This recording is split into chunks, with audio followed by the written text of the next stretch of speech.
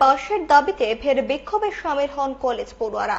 বৃহস্পতিবার মহারাজা বীরবিক্রম বিশ্ববিদ্যালয়ের সামনে এমবিবি এবং বিবিএম কলেজের ছাত্রছাত্রীরা অবরোধে শামিল হন।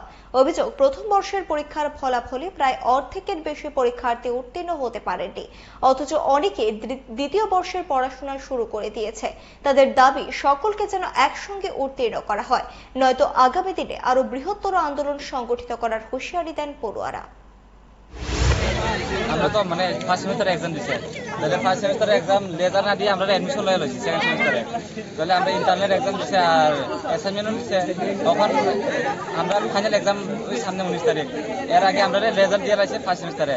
তখন অর্ধেক মানুষ ফেল, আর ফেল ওই বেশি, পাস কম ওই, ফেল ওই বেশি। তাহলে এটার জন্য আমরা ব্যাক আয়োগ ঠিক আছে, ফেল খরচ কিরে কলেজে তো ফেলের কোনো কুয়েশন নাই, ব্যাক আয়োগ ঠিক আছে, ফেল খরচ কিরে এটা আমরা কথা কইতে চাইছে, হ্যাঁ কথা কইতে দিছিল, ওই গাছ তারা কিছু রেসপন্স দিতেছে। আমরা ফার্স্ট সেমিস্টার রেজাল্ট আউট হয়েছে এক্সামের প্রায় 20 দিন আগে, সেকেন্ড সেমিস্টার এক্সামের 20 দিন আগে।